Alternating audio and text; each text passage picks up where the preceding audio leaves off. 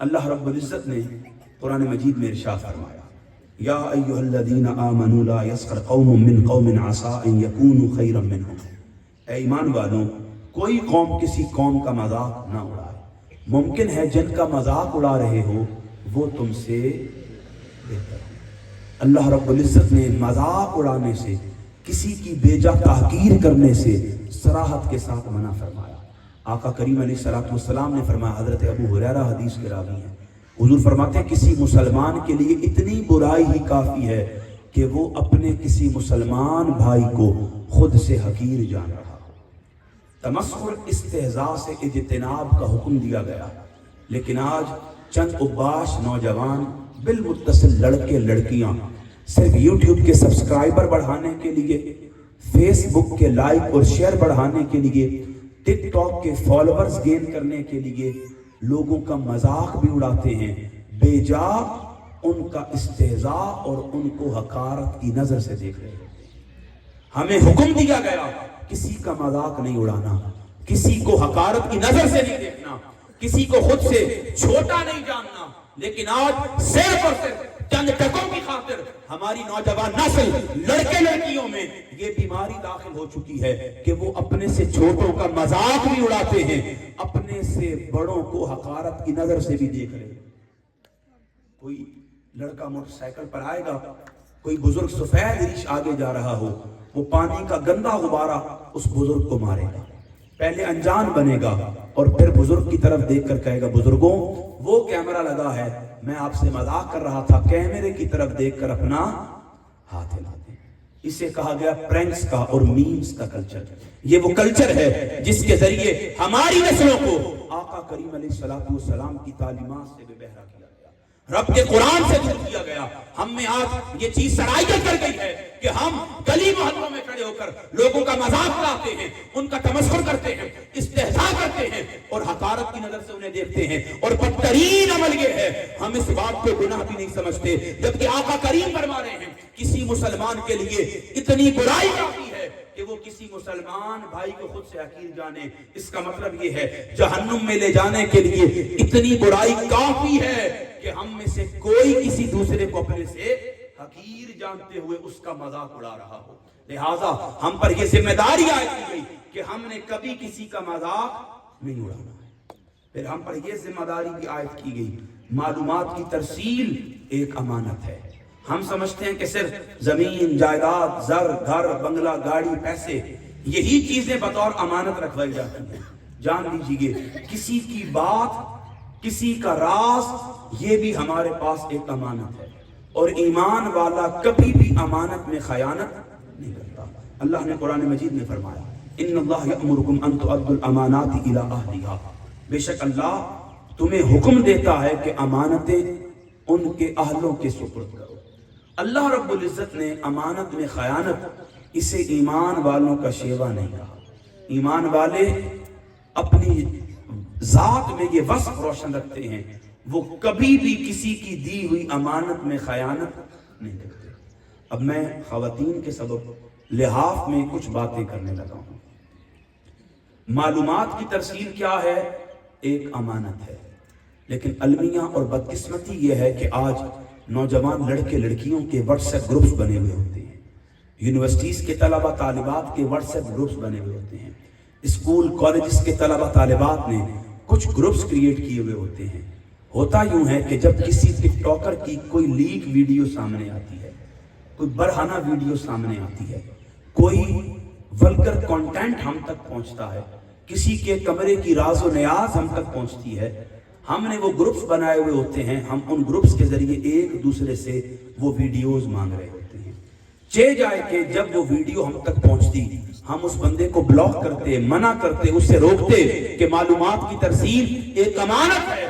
ہم کیا کرتے ہیں؟ ہم وہ ویڈیوز منگواتے ہیں، اسے دوسروں تک پہنچاتے ہیں، اور جو بندہ یا بندی، جو لڑکا یا لڑکی، جو مرد یا جو خاتون وہ ویڈیو گروپ میں شیئر کرتا ہے، وہ اسے اپنے لیے قابل فخر بات سمجھتا ہے. وہ سمجھتا ہے یہ ویڈیو شیئر کر کے اس نے کوئی بہت بڑا مارکا سر کر لیا ہے, اس نے کوئی بہت بڑا میدان مار لیا ہے. وہ ویڈیو کو شیئر کرنا اپنے لیے بڑے کمال ہونے کا خیال تصور کر رہا ہوتا ہے. جان لیجئے جب آپ کسی کی معلومات کو دوسروں تک پہنچاتے ہوئے اس میں خیانت کرتے ہیں, آپ اللہ اور اس کے رسول کی بارگاہ میں بدترین کام کر رہے ہوتے ہیں. کیوں کہ ایمان والوں کا یہ شیوا, ان کا طریقہ, ان کی عادت یہ ہوتی ہے جب کسی کا راز ان تک پہنچتا ہے وہ کبھی بھی اس میں خیانت نہیں کرتے. ہم پر یہ ذمہ داری عائد ہوتی ہے اگر ہم تک کسی کی کوئی بات, کسی کا کوئی راز ہم تک پہنچے, ہم معلومات کی ترسیل کو امانت سمجھتے ہوئے کبھی بھی اس میں خیانت نہ کریں. اسی طرح ہم پر یہ ذمہ داری عائد ہوئی کہ جب خیر و شر پر مبنی مواد تشہیر کی صورت میں لوگوں تک پہنچائیں, پہلے ایک تفریق کر لیا کریں. خیر و شر پر مبنی مواد کی تشہیر سے پہلے تفریق بہت زیادہ ضروری ہے. 28 مقدمات ہیں جن کے تحت سائبر کرائم ونگ نے وفاقی شرعی عدالت سے 28 بندوں کو 2024 میں سزائے موت دلوائی ہے. کتنے بندوں کو؟ 28 بندوں کو. قصور کیا تھا کہ وہ لوگ مقدسات کی توہین میں مرتکب پائے گئے. انہوں نے مقدسات کی توہین کی. پھر وہی لوگ عدالت میں قرآن سر پر رکھ کر کہتے تھے کہ ہم نے تو کسی کی توہین نہیں کی. ان کے والدین اہل علاقہ قسمیں کھاتے تھے جج کے سامنے کہ یہ تو 5 وقتہ نمازی ہے, دین کا, شریعت کا پابند ہے, صوم و صلات کا عادی ہے, اس نے کبھی کوئی غیر شرعی کام نہیں کیا ہے. پھر کیوں مقدمات بنے اور کیوں سزائیں ہوئیں؟ وجہ یہ ہے کہ ہم صرف چند سیکنڈز کی بات سنتے ہیں, بغیر اس کے اچھے اور برے نتائج پر نظر رکھے اسے لوگوں تک شیئر کر دیتے ہیں. اور جب لوگ پوری ویڈیو سنتے ہیں اس کے کسی حصے میں کہیں نہ کہیں مذہبی منافرت پر مبنی مواد پایا جاتا ہے, کہیں نہ کہیں مقدسات کی توہین پائی جاتی ہے, صحابہ, اہل بیت, اللہ کے رسول یا ذات ربوبیت کے بارے تو بے توقیری کے خیالات پائے جاتے ہیں. اسی لمحے سائبر کرائم ونگ مقدمہ درج کرتا ہے اور ان بندوں کو پکڑ لیتا ہے اور پھر سزائے موت کے علاوہ کوئی ان کا حل نہیں کرتا. پھر ان کی معافی بھی قابل قبول نہیں ہوتی. وجہ یہ ہے ماں باپ دھیان نہیں دیتے کہ ہمارا بیٹا جو چیز شیئر کر رہا ہے, ہمارا بیٹا جن لوگوں کو سن رہا ہے, ہمارا بیٹا جنہیں مذہبی اسکالر سمجھ رہا ہے, ہمارا بیٹا جن سے رہنمائی لے رہا ہے, ہمارا بیٹا جن لوگوں کو مذہبی پیشوا سمجھ کر سوشل میڈیا کے ذریعے ان کو فالو کر رہا ہے, ان کی سبسکرپشن اختیار کر رہا ہے, ان کی ویڈیوز کو دیکھ رہا ہے, ان کی باتوں کو دوسروں تک پہنچا رہا ہے, کبھی نظر نہیں رکھتے, سوائے عقیدت کے ذریعے اپنے بیٹوں کی تربیت کی کوشش نہیں کرتے. پھر نتیجہ یہ نکلتا ہے وہ بندہ تو اپنی زبان سے کوئی جملہ کہہ کر بند کمرے میں خود تو محفوظ رہ جاتا ہے, لیکن اس کا کنٹینٹ شیئر کرنے والا سزائے موت پا کر پھانسی کے پھٹے پر لٹکتا ہے. ہم نے چونکہ غور و خوض نہیں کیا, کبھی کوشش نہیں کی, کبھی ہم نے خیر اور شر پر مبنی مواد کی تفریق نہیں کی تشہیر سے پہلے. یہی وجہ ہے کہ جب آپ اچھے برے پر نظر نہیں رکھتے, کانسیکوینسز کے بارے, نتائج کے بارے آپ کو آگاہی نہیں ہوتی, پھر آپ کے بچوں کا نتیجہ یہ نکلتا ہے کہ وہ جیل کی سلاخوں کے پیچھے یا تو سزائے موت کا انتظار کرتے ہیں یا پھر ساری عمر آپ کو پیشیاں بھگتواتے رہتے ہیں. اللہ رب العزت نے آقا کریم علیہ الصلوۃ والسلام کی زبان مبارک سے ہمیں خبر دی.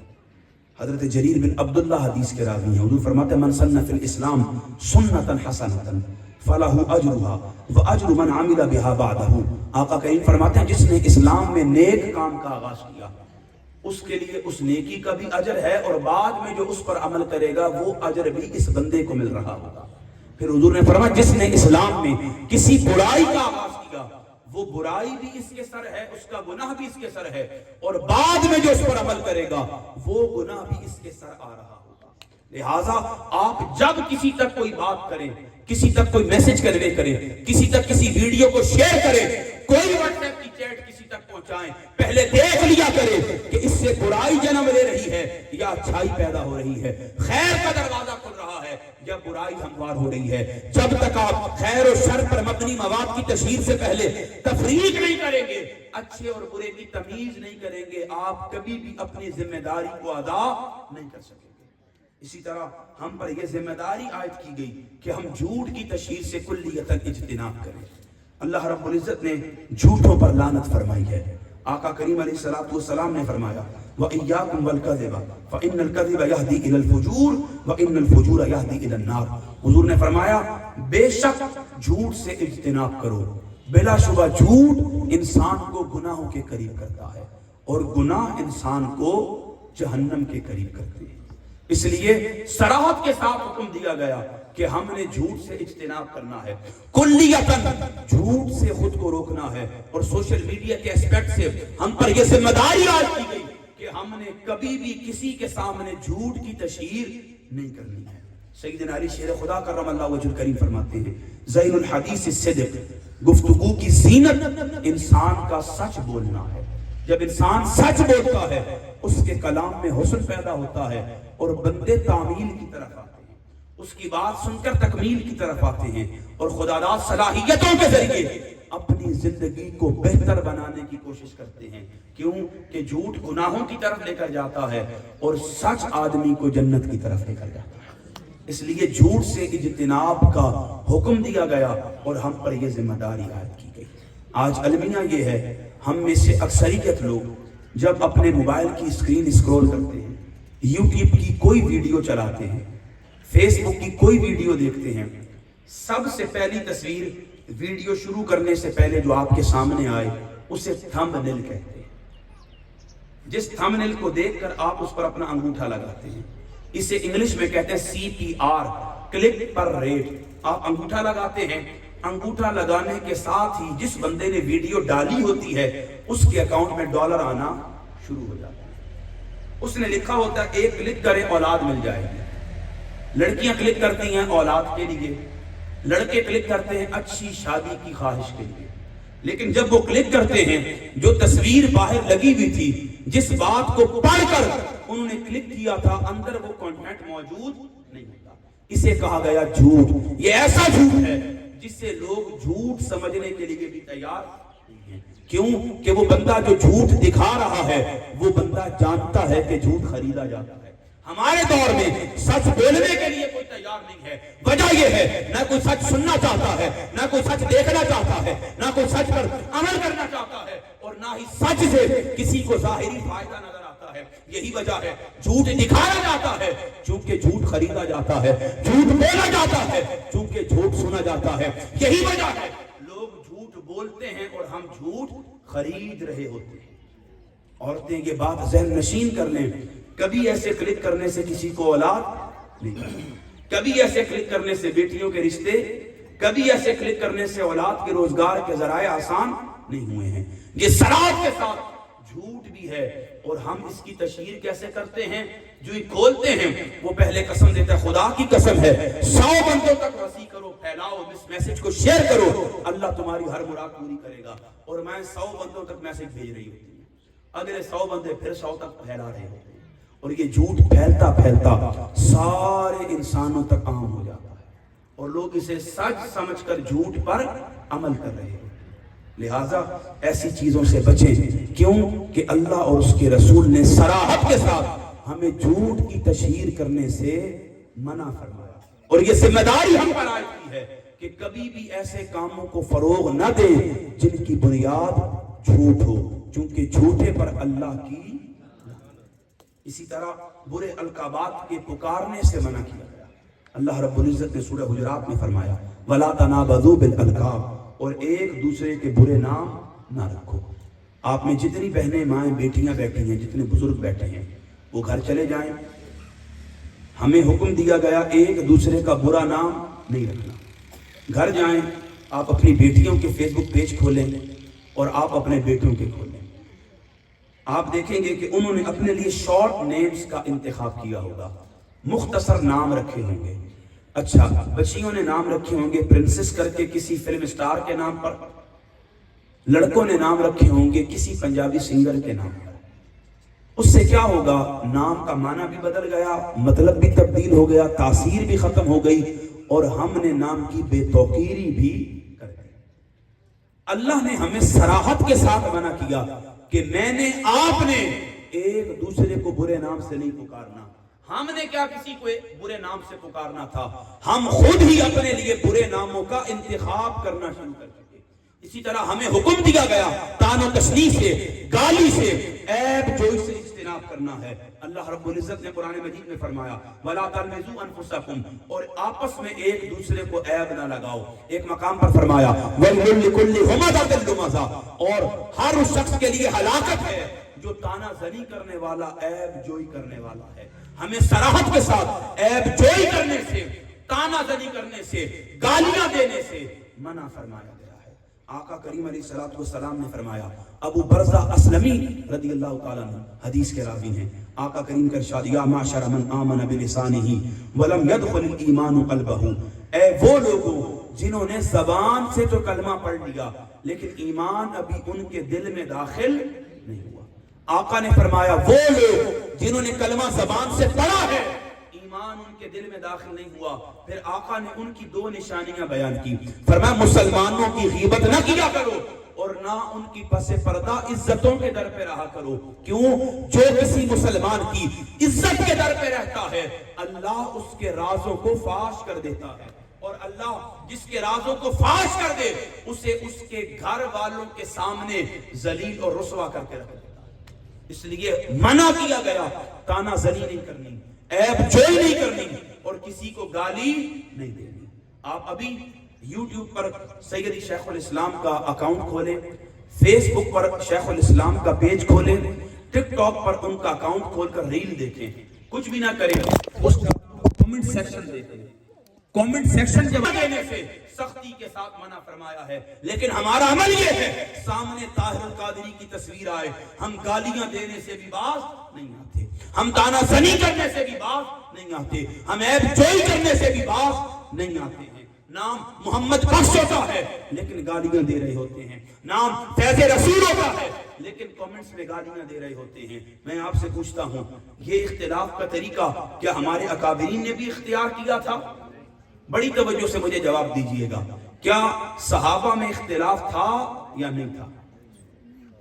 جو بات میں کر رہا ہوں اسے سمجھیں، صحابہ میں اختلاف تھا یا نہیں تھا؟ تابعین میں اختلاف تھا یا نہیں تھا؟ ائمہ اربعہ میں اختلاف تھا یا نہیں تھا؟ بولیں۔ صحابہ میں بھی اختلاف تھا، ائمہ اربعہ میں بھی اختلاف تھا، تابعین میں بھی اختلاف تھا، حتیٰ کہ محدثین میں بھی اختلاف، لیکن وہ ایک علمی اختلاف تھا۔ وہ اختلاف بھی رہا دین کا کام بھی ہوتا رہا، وہ اختلاف بھی رہا اسلام بھی پھیلتا رہا، وہ اختلاف بھی رہا لوگ اسلام کے قریب بھی ہوتے رہے، وہ اختلاف بھی رہا سرحدیں بھی اسلام کی بڑھتی رہی، وہ اختلاف بھی رہا چار دانگ عالم میں اسلام کا جھنڈا بھی سر بلند رہا۔ کیوں؟ اختلاف تھا لیکن مخالفت، بغض و حسد، نفرت، کدورت، معاذ اللہ ذاتی اناد، وہ علمی اختلاف تھا۔ اور علمی اختلاف آقا نے فرمایا میرے دین میں رحمت بھی ہے اور میرے دین کا حسن بھی ہے۔ جب کوئی علمی اختلاف کرتا ہے کیا ہوتا ہے؟ ماننے والوں کے سامنے دو آراء آ جاتی ہیں، جس کو جس کی رائے بہتر لگتی ہے وہ اس کی رائے کو علمی بنیادوں پر قبول کر لیتا ہے، دوسرے کا ادب بھی باقی رہتا ہے، اس کا قدر قامت بھی قائم رہتا ہے، اور اس کی شخصیت پر کوئی کیچڑ بھی نہیں اچھلتا۔ لیکن ہمارا عمل کیا ہے؟ ہم نے اختلاف نہیں کیا، ہمیشہ مخالفت کی۔ صحابہ میں اختلاف تھا، کس طرح؟ ایک مثال دے کر بات سمجھاتا ہوں۔ دو شخصیات ہیں، ایک میری اور آپ کی والدہ فقیہ امت ام المؤمنین سیدہ عائشہ صدیقہ رضی اللہ تعالی عنہ، اور ایک طرف حبر الامہ ترجمان القرآن مفسر قرآن حضرت عبداللہ ابن عباس ہیں۔ یہ دو شخصیات ہیں اور دونوں شخصیات میں ایک مسئلہ پر علمی اختلاف ہے، رؤیت باری تعالیٰ کے مسئلہ پر۔ آپ میں کتنے مرد سمجھتے ہیں کہ معراج کی رات آقا کریم نے اللہ کو دیکھا ہے؟ ہاتھ کھڑا کریں۔ معراج کی رات حضور نے اللہ کو دیکھا ہے؟ ہاتھ کھڑا کریں ذرا پتہ چلے، دونوں کھڑا کریں تاکہ آپ کی سستی بھی ختم ہو۔ دیکھا ہے؟ کتنی بہنیں سمجھتی ہیں آقا کریم نے اللہ کو دیکھا ہے؟ ماشاءاللہ۔ اب یہ بات ذہن نشین رکھیں، ام عائشہ فرماتی تھی جس نے کہا کہ رسول اللہ نے اللہ کو دیکھا اس نے جھوٹ کہا۔ صحیح بخاری شریف کی بات، اس نے کیا کہا؟ جھوٹ کہا. اب اما عائشہ یہ تعلیم دے رہی ہیں اور اسی دور میں صدیق اکبر، فاروق اعظم، علی شیر خدا، حتیٰ کہ عبداللہ ابن عباس، صحابہ کی کثیر جماعت کہتی تھی. آقا کریم نے فرمایا رأیت ربی فی احسن صورہ، میں مصطفیٰ نے اپنے رب کو اس کی بہترین صورت میں دیکھا ہے. اب مجھے بتائیں اختلاف رہا کہ نہیں رہا؟ علمی اختلاف بھی رہا لیکن صحابہ کی عزتیں بھی باقی رہی. علمی اختلاف بھی رہا، ان میں پیار بھی قائم رہا. علمی اختلاف بھی رہا، ان کا آپسی ادب بھی جاری رہا. پھر اسی طرح تابعین میں بھی اختلاف رہا، محدثین میں بھی اختلاف رہا. دو بڑے محدث ہیں، امام بخاری اور امام مسلم. امام بخاری اور امام مسلم دونوں امام زہری کے شاگرد ہیں، اور پھر امام مسلم امام بخاری کے شاگرد ہیں. مسئلہ خلق قرآن پر امام مسلم نے اپنے استاد امام بخاری سے اختلاف کیا، لیکن اختلاف کے ہوتے ہوئے بھی شاگردی باقی رہی، اختلاف کے ہوتے ہوئے عزتیں باقی رہی، اختلاف کے ہوتے ہوئے محبتیں جاری رہی، اختلاف کے ہوتے ہوئے دین کا کام بھی ہوتا تھا. اسی طرح امام اعظم کے شاگرد ہیں امام ابو یوسف. امام ابو یوسف نے کئی مسائل میں امام اعظم سے اختلاف کیا، لیکن اختلاف بھی رہا اور دین کا کام بھی، اختلاف بھی رہا، ان کی شاگردی بھی باقی رہی. لیکن ہم کیسے لوگ ہیں؟ ہم دعویٰ صحابہ کی محبت کا کرتے ہیں، نعرے امام اعظم کے لگاتے ہیں، طریقہ صالحین کا اختیار کرتے ہیں، لیکن ہمارا طرز عمل یہ ہے سامنے تصویر طاہر قادری کی آئے، سوائے بغض، نفرت اور حسد کے ہم کوئی دوسرا کام نہیں کرتے ہیں. مجھے بتائیں کیا یہ ہمارے اکابرین کا طریقہ تھا؟ ان کا طرز عمل، طرز زندگی یہ تھا.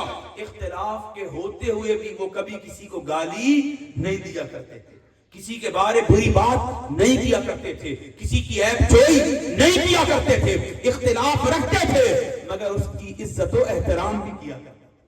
اسی لیے ہمیں منع کیا گیا گالیاں دینے سے، دشنام بکنے سے، عیب جوئی کرنے سے. پھر ہم پر یہ ذمہ داری بھی عائد ہوئی کثرت گمان سے بچنے کی. کثرت گمان کیا ہے؟ ہر چیز کے بارے سوچتے رہنا. جب بندہ ہر چیز کے بارے ہر وقت سوچتا ہے، ایک تو وہ نفسیاتی مریض بن جاتا ہے اور پھر اپنی صحت بھی خراب کر دیتا ہے. آپ نے روزہ رکھا، ظہر کی نماز کے لیے وضو کیا، 3 مرتبہ کلی کر لی، اب 3 مرتبہ اضافی تھوک دیا. اب کوئی بندہ پورا دن تھوکتا رہے، کہے جی میں نے کلی کی تھی اس لیے بار بار تھوکتا رہوں گا، روزہ بھی برباد کرے گا اور اپنی صحت بھی خراب کرے گا. کیونکہ علماء نے اسے مبالغہ کہا اور مبالغے سے منع کیا گیا. مبالغے کو عرف میں کثرت گمان کہتے ہیں. ہر چیز کے بارے میں سوچنا یہ گناہ دین میں کہلایا گیا ہے. دیکھیں ہماری نوجوان نسل کو کس طرح خراب کیا جا رہا ہے، ان میں کیسے کثرت گمان کو مضبوط کیا جا رہا ہے. آج کل ہماری بہنیں اور بھائی یہ خیال کرتے ہیں پاکستان کی دیواریں دیکھ کر، بسوں میں آنے والے مداری دیکھ کر، سوشل میڈیا پر چلنے والے اشتہارات دیکھ کر، ہماری اکثریتی بہنیں خیال کرتی ہیں کہ ہم بانجھ ہو چکی ہیں، بھائی خیال کرتے ہیں کہ ہم نامرد ہو چکے ہیں. کیوں؟ اسے ہی کثرت گمان کہا گیا. ایک پورا پروڈکشن ہاؤس ہے جو یہ چیزیں ہمارے ذہن میں داخل کرتا ہے، ہمیں کثرت گمان میں ملوث کرتا ہے، ہمارے ایمان کو، عقائد کو، حتیٰ کہ ہماری صحت کو بھی برباد کرتا ہے. کیوں؟ کچھ معاملات عورتوں میں کامن ہوتے ہیں، شرم کی وجہ سے، لحاظ کی وجہ سے، شرعی معاملات کی وجہ سے اپنی بہن سے بہن ان معاملات کو ڈسکس نہیں کرتی، بھائی اپنے بھائی سے ڈسکس نہیں کرتا، لیکن وہ سب میں کامن ہوتے ہیں، عورتوں کے عورتوں میں، مردوں کے مردوں میں. اب چونکہ وہ ایک دوسرے سے شرم کی وجہ سے، اسلامی تعلیمات کے حیا کی وجہ سے ڈسکس نہیں کرتے، یہ لوگ میڈیا پروڈکشن ہاؤسز کے مالکان اس کا فائدہ اٹھاتے ہیں، پھر سوشل میڈیا پر ایک مہم چلاتے ہیں، بسوں میں اپنے مداریوں کو بیچتے ہیں، نیم حکیم کے ذریعے دیواروں پر رنگواتے ہیں، کارڈ لوگوں میں تقسیم کرتے ہیں، اور یہ فکر ان میں راسخ کرنے کی کوشش کرتے ہیں کہ ہمارا اکثریتی جوان طبقہ، مرد و خواتین وہ بانجھ ہو چکا ہے. جبکہ حقیقت یہ ہے اللہ نے ہمیں آسن تقویم بنا کر ہر اعتبار سے کامل، اکمل اور مکمل بنایا ہے، اور ہم پر یہ ذمہ داری عائد کی ہے کہ ہم نے کبھی ایسی لاحولاب باتوں پر کبھی غور نہیں کرنا، ایسی لایانی باتوں پر کبھی بھی دھیان نہیں دینا. کیوں؟ یہ باتیں نہ صرف ہماری صحت خراب کرتی ہیں بلکہ ہمارا ایمان بھی برباد کرتی ہیں. اللہ نے قرآن میں فرمایا یا ایھا الذین آمنوا اجتنبوا کثیرا من الظن ان بعض الظن اسم. اے ایمان والوں کثرت گمان سے بچو، بے شک بعض گمان گناہ ہوتے ہیں. آقا کریم علیہ الصلوۃ والسلام نے فرمایا اپنے آپ کو بدگمانی سے بچاؤ کہ بدگمانی بدترین گناہ ہے۔ اس لیے آپ سب اس ذمہ داری کو سمجھیں۔ سوشل میڈیا کے اسپیکٹ سے ہم پر یہ ذمہ داری عائد ہوتی ہے کہ ہم خود بھی کثرت گمان سے بچیں اور اپنی آنے والی نسلوں کی تربیت کرتے ہوئے، انہیں ایجوکیٹ کرتے ہوئے، انہیں تعلیم دیتے ہوئے، انہیں بھی کثرت گمان سے بچائیں۔ اب 2 باتیں رہ گئی ہیں جسے میں نے ختم کرنا ہے، 7-10 پر انشاءاللہ ہم دعا کریں گے۔ اب بڑے تحمل سے آپ نے 2 باتوں کو مزید سننا ہے۔ اللہ رب العزت اور اس کے محبوب نے ہم پر یہ ذمہ داری عائد کی، فحاشی اور یعنی اور بے حیائی کے کاموں سے بچیں۔ ہمیں یہ حکم دیا گیا کہ ہم نے فحاشی کے کاموں سے بچنا ہے اور اپنی نسلوں کو بچانا ہے۔ اللہ نے فرمایا ان الذین یحبون ان تشیع الفاحشۃ فی الذین آمنوا لهم عذاب علیم، بے شک جو لوگ اس بات کو پسند کرتے ہیں کہ مسلمانوں میں بے حیائی کو عام کریں، ان کے لیے دنیا اور آخرت میں دردناک عذاب ہے۔ بے حیائی کی شدید طور پر مذمت کی گئی اور ہم پر یہ ذمہ داری عائد کی گئی کہ ہم نے ان امور سے بچنا بھی ہے اور اپنی نسلوں کو بچانا ہے۔ ہمارے ذہنوں میں فحاشی کی ایک ادھوری تعریف ہے۔ ہم سمجھتے ہیں فحاشی صرف اور صرف اپنا جسم بے لباس کرنے کا نام ہے۔ جان لیجئے یہ فحاشی بڑی ہے، لیکن فحاشی کی ادھوری تعریف ہے۔ عورت کے لیے فحاشی کیا ہے کہ وہ اپنے چہرے کے مخصوص سطر کے علاوہ کسی کو اپنا چہرہ دکھائے اور اپنے ٹخنوں سے اوپر بال برابر کسی کو دکھائے، یہ عورت کے لیے کیا ہے؟ فحاشی ہے۔ مرد کے لیے اپنے سطر مخصوصہ کے علاوہ اپنے جسم کی ایسی نمائش کرنا جو ولگر ہو، اسے بھی فحاشی کہا گیا ہے۔ اب سمجھ جائیں ہمارے گھروں میں با لباس فحاشی کس طرح پہنچائی جا رہی ہے اور ایسے عام کی جا رہی ہے کہ ہمیں خبر ہی نہیں کہ یہ فحاشی ہماری نسلوں میں سرائیت کر گئی اور انہیں ہوش ہی نہیں۔ بڑے لحاظ میں 2-3 مثالیں دوں گا۔ پاکستان میں ایک یوٹیوبر ہے بطور باپ، وہ اپنی 4 بیٹیوں کی نمائش کرتا ہے۔ اس کی ایک بیٹی ہے بڑی، اس نے اپنی بیٹی کے لیے لڑکے کا انتخاب کیا، لڑکا ان کے گھر آنا جانا شروع ہو گیا، میل جول بڑھنے لگ گیا۔ پھر منگنی کے دن آئے، لڑکے نے لڑکی کے ہاتھ میں انگوٹھی پہنائی، لڑکی نے لڑکے کے ہاتھ میں انگوٹھی پہنائی۔ پھر سلسلہ تحائف کا شروع ہوا، لانگ ڈرائیوز کا آغاز ہوا۔ وہ لڑکا ان کے گھر آتا، ان کی بہنوں، ماں اور اس کے باپ کی موجودگی میں اس لڑکی کو گلے ملتا، لڑکی اسے گلے ملتی۔ پھر وہ اسے ان کی اجازت سے گھر سے لے جاتا، لانگ ڈرائیوز پر لے کر جاتا، وہ ریسٹورنٹ پر کھانا کھاتے، کبھی ایک دوسرے کے لیے تحفے تحائف ایکسچینج کیا کرتے، کبھی ایک دوسرے کی برتھ ڈے سیلیبریٹ کیا کرتے۔ پھر ان کی شادی کے دن قریب آئے، باپ اپنی بیٹی کو لے جاتا، اسے بازاروں میں گھماتا، اس کے لیے کپڑوں کا انتخاب کرتا، پھر میڈیا پر دکھاتا، میں نے بیٹی کے اوپری حصے کے لیے یہ منتخب کیا، نیچے کے لیے یہ منتخب کیا، آج میں بیٹی کو فلاں بازار لے کر گیا، آج میں بیٹی کو فلاں جگہ لے کر گیا، آج میں نے بیٹی کے لیے فلاں چیز خریدی ہے۔ پھر وہیں اس کی ماں بھی ہے جو کبھی اپنی بیٹی کو بازار لے کر جاتی ہے، کبھی اس کے لیے چیزوں کا انتخاب کرتی ہے، کبھی اسے پارلر لے کر جاتی ہے اور کبھی پارلر لے جانے کے بعد اس کے میڈیکیور پیڈیکیور کو دکھاتی ہے، کبھی اس کے برہنہ بازو دکھاتی ہے، کبھی اس کا برہنہ جسم ٹانگوں تک دکھاتی ہے، اور کبھی بالمتصل اپنی بیٹی کا ہر عضو، ہر معاملہ ایک مخصوص انداز میں پہنے ہوئے لباس کے ساتھ لوگوں کے سامنے اس کی تشہیر کرتی ہے۔ پھر وہیں اس کی 3 بہنیں بھی ہیں، وہ دکھاتی ہیں آج ہماری بہن سو کر ایسے اٹھی، آج ہماری بہن منہ دھوئے بغیر ایسی لگی، آج ہماری بہن نے منہ دھویا تو ایسی لگی، آج ہماری بہن نے میک اپ کے بعد اپنا رخ ایسے بنایا، آج ہماری بہن نے ہاف بازو والی شرٹ پہنی ایسے لگی، آج اس نے ٹراؤزر پہنا وہ ایسے لگی۔ وہ بہنیں، ماں، ان کا باپ سارے مل کر اپنی بیٹی کو کیچ کر رہے ہوتے ہیں اور کیچ کر رہے ہوتے ہیں، اور لوگ یہ خیال کرتے ہیں کہ یہ ہمارا کلچر ہے، یہ ہماری ثقافت ہے، یہ ہماری تہذیب ہے، یہ ہمارا تمدن ہے اور یہ ہماری روایات ہیں۔ بیٹیاں خیال کرتی ہیں باپ اس طرح ہمارے لیے کوئی لڑکا منتخب کرے، وہ لڑکا اس طرح ہمیں اپنے گھر سے لے جایا کرے، شادی سے پہلے تحفے ایکسچینج کیا کرے، وہ ہمیں گاڑی پر بٹھا کر لانگ ڈرائیو پر لے کر جایا کرے، اس طرح بازاروں میں لے کر پھرا کرے، ماں اس طرح ہمارے جسم کی نمائش کرے، بہنیں اس طرح میرا ایک پوز لے کر سوشل میڈیا کے اکاؤنٹس پر اپلوڈ کر رہی ہیں۔ اسی طرح پاکستان کا ایک یوٹیوبر ہے، ابھی اس کی شادی ہوئی، لوگوں نے کہا جی پاکستان کی بہت مہنگی ترین شادی تھی۔ اچھا جی، ساری باتیں ایک طرف، اس کے محرم کے کھچڑے ایک طرف، اس کی ربیع الاول کی دیگیں ایک طرف، اس کے دیگر معاملات زندگی ایک طرف، ساری شادی کی برائیاں ایک طرف، نکاح کو چھوڑ کر ایک عمل آپ کو دکھانے لگا ہوں. رات گزر گئی ہے، وہ صبح حجرہ عروسی میں داخل ہوا، بیگم نہا کر نکلی ہے، بال گیلے ہیں اور کھلے ہیں. وہ کہتا ہے بیگم صاحبہ بتائیے آپ کی رات کیسے گزری.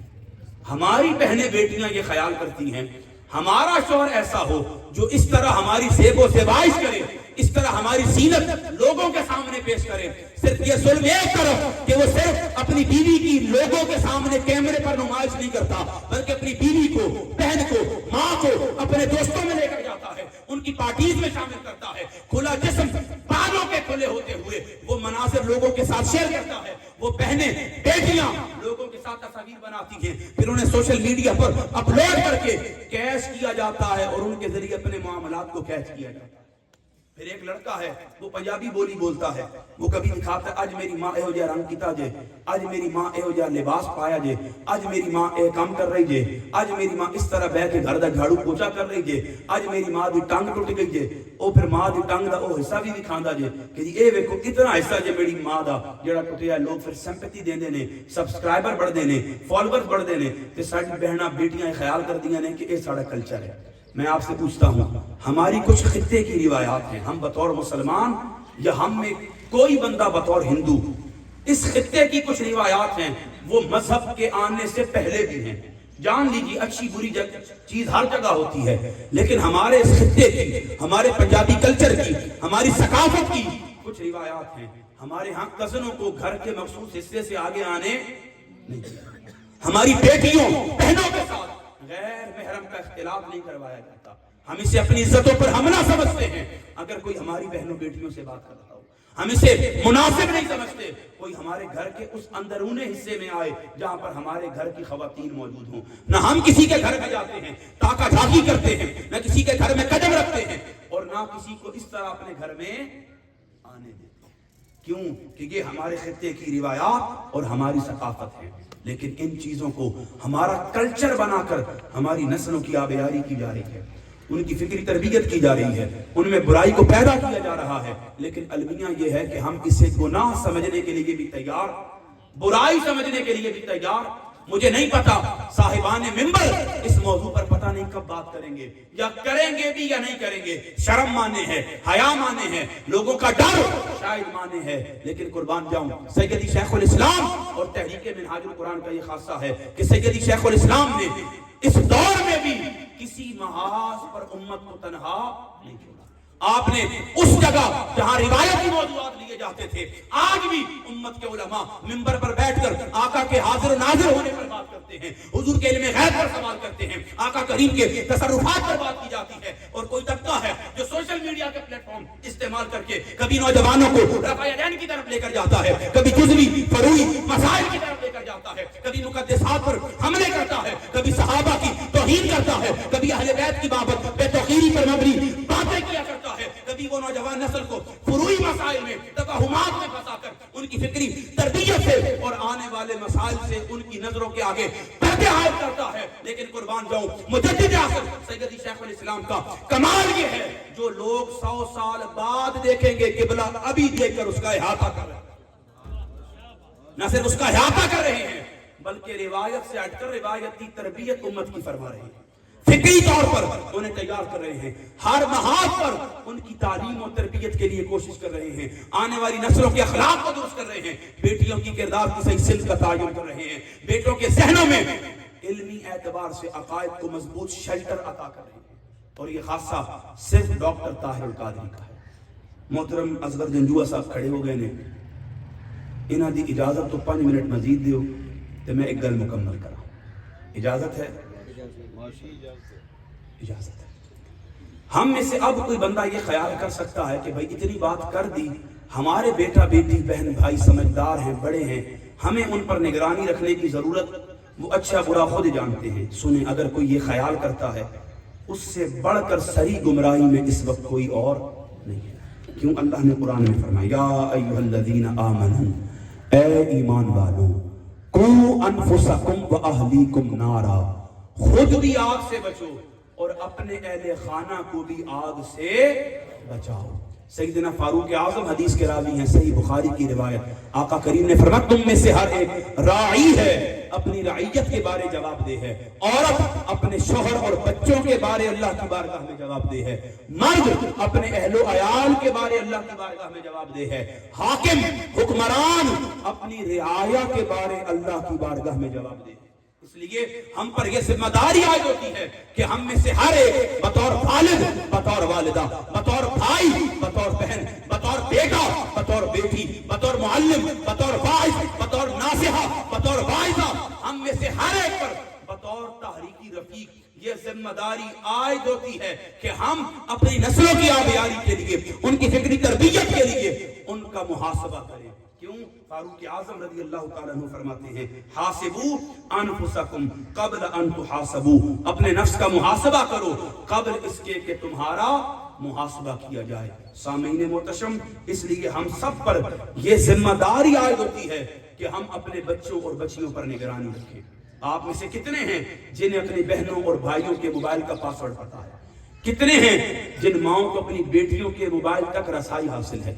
کتنے ہیں جنہیں اپنے بیٹوں کے موبائل تک رسائی حاصل ہے؟ کیوں؟ اگر آپ یہ جانتے ہوئے بھی کہ ہماری بیٹی اور ہمارا بیٹا، ہماری بہن اور ہمارا بھائی اس موبائل کا ولگر استعمال کرتے ہیں، وہ رات بستر پر جا کر فحاشی اور یعنی اور لاہ و لعب کی چیزوں میں پڑتے ہیں، پھر جان لیجیے قیامت کا دن ہوگا، چونکہ آپ نے محاسبہ نہیں کیا، میں اور آپ خود بھی جہنم میں جائیں گے، اور وہاں جب اپنی اولاد کو دیکھیں گے، ہماری بہنیں ہمارا گریبان پکڑ کر، بیٹی ماں کو پکڑ کر، بیٹا باپ کو پکڑ کر سوال کرے گا تو جانتا تھا میں بند کمرے میں کیا کرتا تھا، پھر تو نے مجھے کیوں نہیں روکا؟ سن، تو جہنم میں آیا ہی ہے، لیکن میں جہنم میں تیری وجہ سے آیا ہوں۔ ہم اگر آج محاسبہ نہیں کریں گے، آج خیال نہیں کریں گے، آج دھیان نہیں دیں گے، آج ان کی تربیت کی کوشش نہیں کریں گے، پھر وہ وقت دور نہیں ہے کہ جب ہم اپنی نسلوں کے بارے قو انفسکم و اہلیکم نارا، خود بھی جہنم میں ہوں گے اور وہ بھی جہنم کا ایندھن بن رہی ہوں گی۔ ہم سب پر یہ ذمہ داری عائد ہوتی ہے کہ ہم ان امور کو سمجھیں، سوشل میڈیا کو استعمال کریں لیکن اپنی ذمہ داریوں کا احاطہ کریں، اس بات کو سمجھ جائیں کہ یہ اس دور کا مؤثر ترین ٹول ہے، یہ اس دور کا مؤثر ترین آلہ ہے، لیکن ہم نے اس کام کے ذریعے ساری دنیا تک پیغام حق کو پہنچانا۔